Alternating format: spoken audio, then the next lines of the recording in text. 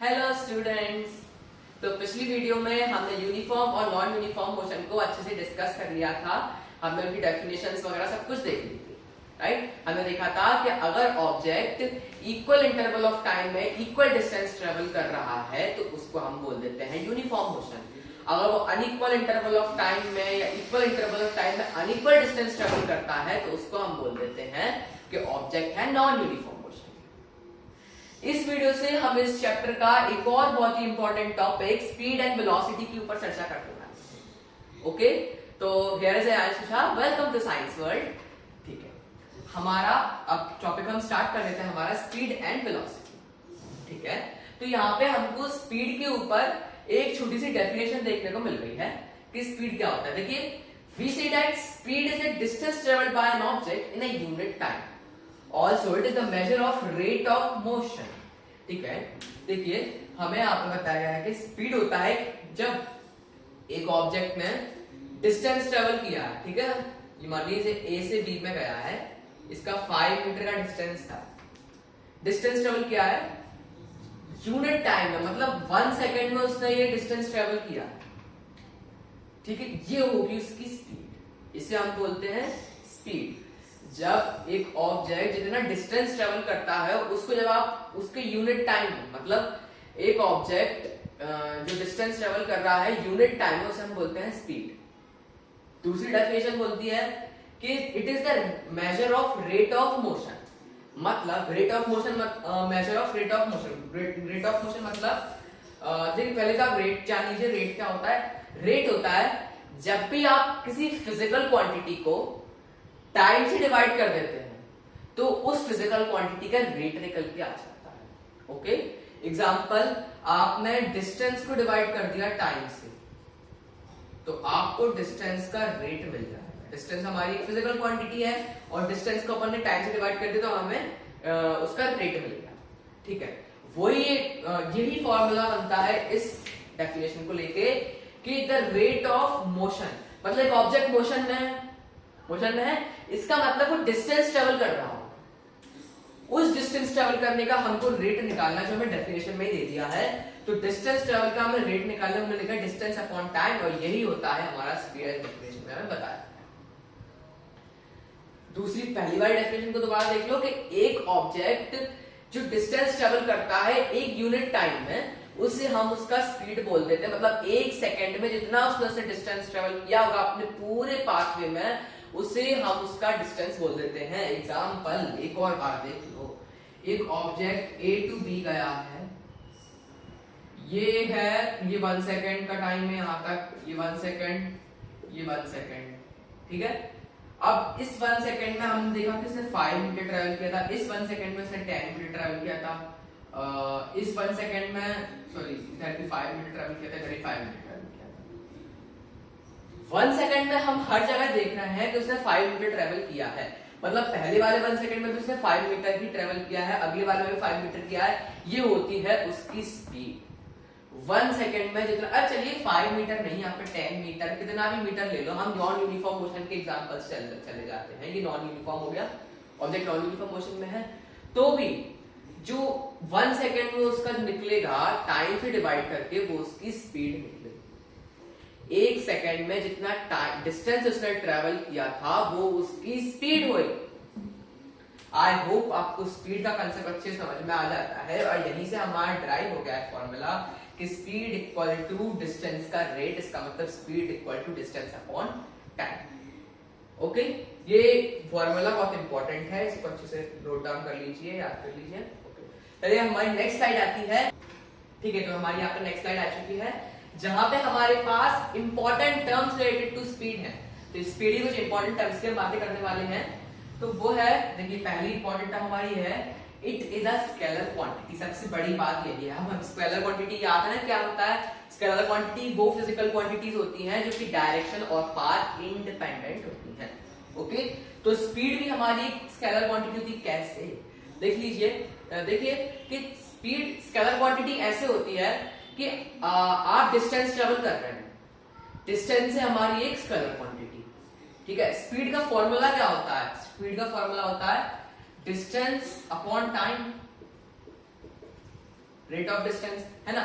Distance क्या है? एक स्केलर क्वांटिटी। कैसे हमने डिस्टेंस वाली वीडियो में देखा था। टाइम भी क्या है? एक स्केलर क्वांटिटी है। कैसे? टाइम का कोई डायरेक्शन पे डिपेंड करती है, पर एक फिजिकल क्वांटिटी है। फिजिकल क्वांटिटी क्यों? क्योंकि हम इसको काउंट कर सकते हैं, ठीक है। पर टाइम कोई डायरेक्शन और पाथ पे डिपेंड नहीं करता, इसलिए वो एक स्केलर क्वांटिटी है। Okay, it is always, it is never, it can be never constant, it is always चलता रहता है, ठीक है। तो दोनों क्या है? Scalar quantity. और इन दोनों स्केलर क्वांटिटी का हमें डिवाइड करें तो हमें स्पीड मिला, तो स्पीड भी क्या होगी? स्केलर क्वांटिटी ही होगी। ओके, ठीक है। अभी हम अब इसकी एसआई यूनिट हमें दिया, एसआई यूनिट हम निकालेंगे, इसकी अपने आप से बनाएंगे। स्पीड का फॉर्मूला क्या होता है? Distance upon time, rate of distance. Distance की एसआई यूनिट क्या होती है? हमने डिस्टेंस वाली वीडियो में देखा है, डिस्टेंस की एसआई यूनिट होती है मीटर। टाइम की एसआई यूनिट होती है सेकंड। तो इसकी एसआई यूनिट क्या हुई? मीटर पर सेकंड, मीटर पर सेकंड। आपने 8th क्लास में और 7th क्लास में एक्सपोनेंशियल पढ़े थे ना, एक्सपोनेंशियल लॉस। इसमें क्या होता था कि अगर आपने ये वाला लॉ पढ़ा होगा कि a to the power -1 equal to 1 upon a, ये वाला एक्सपोनेंशियल लॉ पढ़ा होगा। इसको यहां पे ठोक दो। ये जो सेकंड है, इसकी जो पावर है वो 1 होगी। मतलब हमें मालूम है किसी भी वैल्यू की पावर अगर 1 होती है तो वो खुद रिप्रेजेंट करता है उसको। सेकंड की पावर यहाँ पर क्या है? 1 है, ठीक है। तो इसका मतलब इक्वल टू सेकंड ही होगा। इस सेकंड को ऊपर डाल दो तो क्या हो जाएगा? इस वाले लॉ को इस्तेमाल करेंगे और ये हो जाएगा मीटर डॉट पर सेकंड -1। ये जब नीचे जो होता है डिनोमिनेटर में उसको हम ऊपर ले जाते हैं तो इसकी जो पावर होती है वो नेगेटिव हो जाती है। हमने 8th क्लास में पढ़ा, 8th क्लास में पढ़ा। वही चीज यहाँ पे हम अप्लाई कर देंगे। ये जो सेकंड है इसकी पावर 1 है, इसको जब हम ऊपर लेकर जाएंगे तब ये मीटर पर सेकंड जाएगी, इसकी पावर -1 हो जाएगी। इस लॉ हमने यहाँ पे लगा दिया 1 अपॉन a। ये देख लीजिए, एक और बार थोड़ा सा और सिंपलीफाई मैं कर देता हूँ। ये हमारा आप ऐसे लिख सकते हो, ठीक है। अब इसकी पावर 1 है, इसको ऊपर ले जाओ m into a to the power -s, second है ना ये s, ठीक है। तो मल्टीप्लाई कर दो ms-1। तो ये हमारी आ गई एसआई यूनिट। ये है एसआई यूनिट ऑफ स्पीड। इसको आप ऐसे भी लिखते हो, नॉर्मल स्कूल में ऐसे लिखवाते हैं m divide by s metre पर सेकंड। ओके, आई होप आपको इंपॉर्टेंट टर्म्स अच्छे समझ में आ गई होंगी कि पहली कि हमारी जो स्पीड है वो होती है एक स्केलर क्वांटिटी, दूसरा उसकी एसआई यूनिट होती है मीटर पर सेकंड। एक चीज और रह गई है जो कि मैं आपको बता देता हूं, लास्ट है इसका।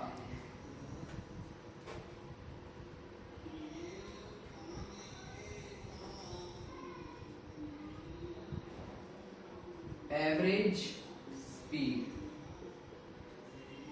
देखिए एवरेज हम हर किसी का फाइंड करेंगे, स्पीड का भी फाइंड कर रहे हैं, वेलोसिटी का भी फाइंड। एवरेज क्या होता है? एवरेज आपने पढ़ा है कि हाईएस्ट माइनस लोएस्ट, और इसको आप total time sorry average speed है हमारी टोटल डिस्टेंस ट्रेवल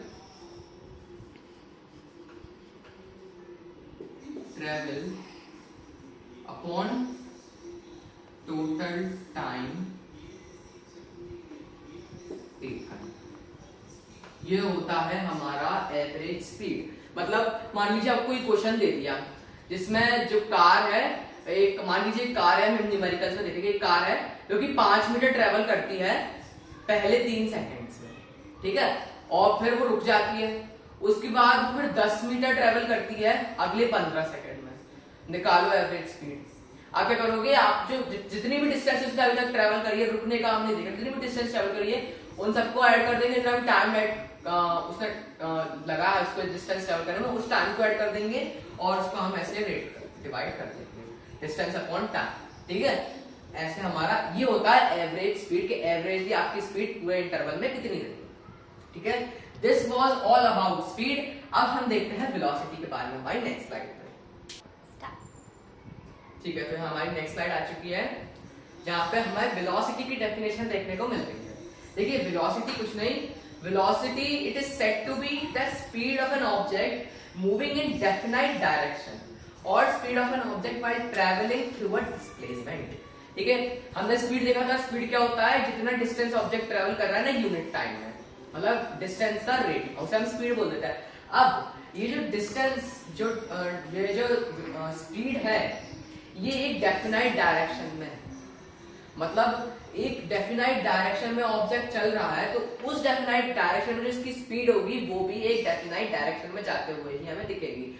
जबकि हमें नेक्स्ट डेफिनेशन में देखने को मिल रहा है कि जब एक ऑब्जेक्ट डिस्प्लेसमेंट में ट्रेवल कर रहा होता है तो जो उसकी स्पीड होगी उस टाइम पे ना उसको हम वेलोसिटी बोलते हैं। एग्जांपल देख लो,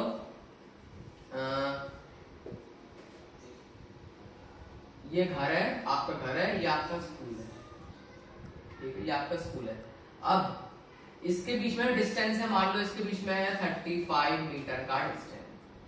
ठीक है, पहले सेकंड में यहाँ पे दूसरा सेकंड, तीसरा सेकंड, अब पहले सेकंड में 10 मीटर, दूसरे सेकंड में 5 मीटर, तीसरे सेकंड में 3 मीटर, ऐसे कुछ भी वगैरह वगैरह। अब ये जो आपका डिस्प्लेसमेंट है, हमें मालूम है डिस्प्लेसमेंट वेक्टर क्वांटिटी होता है, ये डायरेक्शन डिपेंडेंट होता है। ठीक है, यहाँ पे जो आपकी स्पीड होगी, यहाँ पे जो आपका ऑब्जेक्ट डिस्टेंस ट्रेवल कर रहा होगा यूनिट टाइम में, वो एक वेक्टर क्वांटिटी होगी, वो डायरेक्शन पर डिपेंड होगी। एक डेफिनाइट डायरेक्शन में आपकी स्पीड, मान लो यहाँ पे मैं इस वाले को लेके चलता हूं तो ये 10 मीटर पर सेकंड आएगी, 10 मीटर पर सेकंड आएगी। तो 10 मीटर पर सेकंड एक डेफिनाइट डायरेक्शन में है तो हम ये लिख सकते हैं यहाँ पे टूवर्ड्स राइट और टूवर्ड्स लेफ्ट। ये होगा आपका वेलोसिटी। वेलोसिटी क्या होता है, वही स्पीड होती है पर स्पीड जो डिस्प्लेसमेंट में आती है, डेफिनाइट डायरेक्शन में आ जाती है, उसे हम बोल देते हैं velocity. Velocity is a very important term, अब आपके आगे जाके वो बहुत ज्यादा काम में आने वाली है। सो मेक श्योर आपको अच्छे समझ में आता है। फिर वही वेलोसिटी का हमें फॉर्मूला देखने को मिल जाता है जो कि डिस्प्लेसमेंट डिवाइडेड बाय टाइम। या हम इसको हम बोल सकते हैं रेट ऑफ डिस्प्लेसमेंट। पहले हम measuring rate of measuring unity होती है दोनों, डिस्टेंस भी डिस्प्लेसमेंट भी। Motion, rate of measuring the motion. Motion, पहले मोशन चल रहा था तो हम उसको डिस्टेंस बोल रहे थे, अब मोशन एक स्पेसिफिक डायरेक्शन में हो रहा है तो इसे हम डिस्प्लेसमेंट बोलते हैं। उसका हमको रेट निकालना है जो कि डेफिनेशन ही बताती है, तो हम इस डिस्प्लेसमेंट का जो रेट निकालेंगे वो क्या होगी, हमारी वेलोसिटी। ठीक है, तो वही है हमारा यहाँ पे फॉर्मूला कि वेलोसिटी इक्वल्स टू डिस्प्लेसमेंट का रेट, मतलब डिस्प्लेसमेंट डिवाइडेड बाय टाइम। कि मालूम है रेट क्या होता है, जिस भी फिजिकल क्वांटिटी को हम टाइम से डिवाइड कर देते हैं उसका रेट निकल आता है। जो डिस्प्लेसमेंट का रेट होगा वही हमारा होता है वेलोसिटी। आई होप आपको वेलोसिटी का कांसेप्ट अच्छे समझ में आएगा, इट्स वेरी इंपॉर्टेंट। चलिए हमारी एक दो इंपॉर्टेंट टर्म्स है वेलोसिटी के बारे में डिस्कस कर लेते हैं। हमारी नेक्स्ट स्लाइड आती है इसके ऊपर, तो ये नेक्स्ट स्लाइड आ चुकी है जहां पे हमारी important terms related to velocity लिखी हुई है। तो यहाँ पे पहली इंपॉर्टेंट टर्म आप देख सकते हैं, it is a vector quantity. It is a vector quantity. हमने पहले देख लिया कि वेलोसिटी जो होती है वो डायरेक्शन पर डिपेंड होती है। क्यों होती है, उनको डिस्प्लेसमेंट का जो स्पीड होता है वो हमारी वेलोसिटी होती है। डिस्टेंस पे डिस्प्लेसमेंट की स्पीड इसका मतलब डायरेक्शन पे डिपेंड होती है, डिस्प्लेसमेंट डायरेक्शन पे डिपेंड होता है। तो इसलिए हमारी और जो फिजिकल क्वांटिटी डायरेक्शन पे डिपेंड होती है उसे हम बोलते हैं वेक्टर क्वांटिटी। इसलिए जो वेलोसिटी है वो हमारी vector quantity, hence it is direction dependent. अब दूसरा इंपॉर्टेंट पॉइंट है कि it's SI unit is metre पर सेकंड और मीटर पर सेकंड। हमें पहले भी देख लिया था कि स्पीड और वेलोसिटी होती एक ही चीज है, बस डायरेक्शन में अंतर आ जाता है कि वो डिस्टेंस के लिए होती है, वो डिस्प्लेसमेंट के लिए होती है। लेकिन दोनों जो डिस्प्लेसमेंट का जो SI यूनिट होता है वो भी मीटर होता है। डिस्प्लेसमेंट का जो वेलोसिटी का फॉर्मूला क्या होता है, डिस्प्लेसमेंट बाय टाइम। डिस्प्लेसमेंट का क्या होता है, मीटर होता है SI यूनिट। टाइम का भी क्या होता है, मीटर होता है SI यूनिट। तो जो हमारा उसका जो SI यूनिट होगा वो होगा मीटर पर सेकंड, क्योंकि उसका फॉर्मूला ही होता है डिस्प्लेसमेंट बाय टाइम। तो m/s मीटर पर सेकेंड इसको ऊपर ले जाओ, एक्सप्रेशन लॉ लगा दो। फिर एवरेज वेलोसिटी होता है जो आपकी फाइनल वेलोसिटी थी, मतलब आपने मान लीजिए या की लाइन है, सॉरी